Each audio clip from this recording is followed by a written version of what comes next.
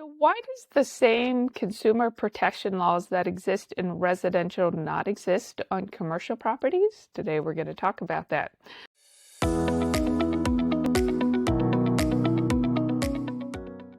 So it's important to know that in the residential realm, there's a lot of consumer protections, which are rules that are basically put in place to help protect the consumer from predatory practices that would be harmful to people who often just don't know any better. So there's a lot of rules around this regarding, let's say, credit cards, for example, and the required disclosures that they must have, a lot of investment information that's put out to the public. And similarly, any residential real estate has a lot of consumer protection laws regarding it put in place to help the consumer make an educated decision. So a couple of those disclosure in residential real estate are financing related, where if they purchase and they get a residential loan, they're required to be provided with a very specific statement that outlines their cost, and it must be provided at least 3 days ahead of time.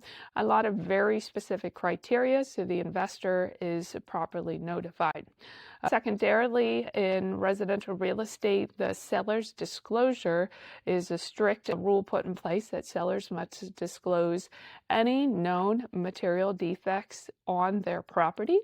And it's important to note that it is limited to material defects, meaning something like, let's say, for example, you're a seller and you are totally convinced that your property is haunted, there's a resident ghost, they live there, you know their name, all this stuff. Technically, that is not considered a material item. That is a required disclosure because, technically, are ghosts actually recognized? No.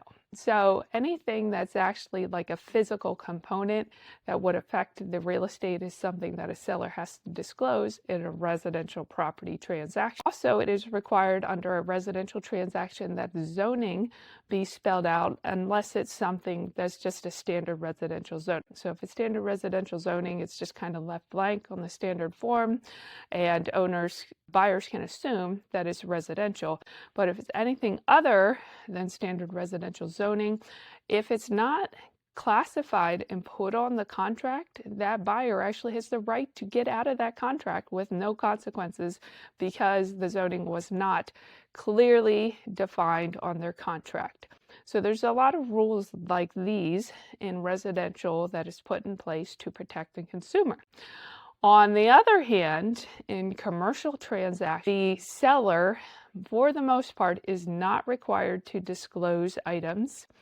On the lending side, the lenders do not have to provide the same disclosure terms to buyers that they would under a residential transaction. And with zoning, it is still a required item, but it's implied that the buyers are going to be more sophisticated, and by nature, they're going to need and investigate their zoning because a lot of businesses have very specific needs, and the zoning is a huge defining criteria for them.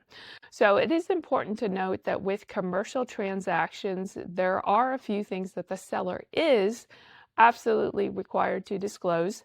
One of those being the status of the sewer and water, as that has been defined and set apart as a very important criteria for the usability of a property.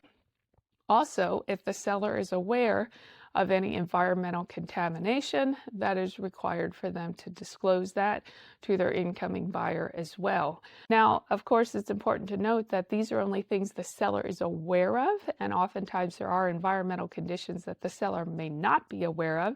So it's still very important for a buyer to investigate and do their own due diligence. And of course, naturally, on a financing transaction in the commercial side, a lot of lenders will still provide a standard disclosure with the cost of the loan and terms, but it's not to the extent that a residential transaction would take place.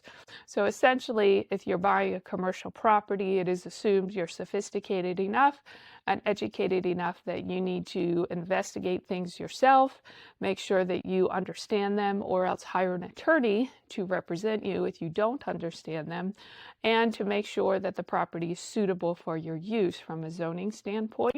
So you as a purchaser are more responsible for investigating and making sure yourself is protected rather than relying on consumer protection laws that are in place in residential transactions.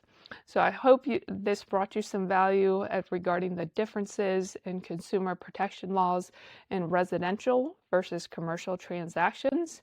Please follow along with us, and if you're looking for investment property, reach out. We're always happy to help.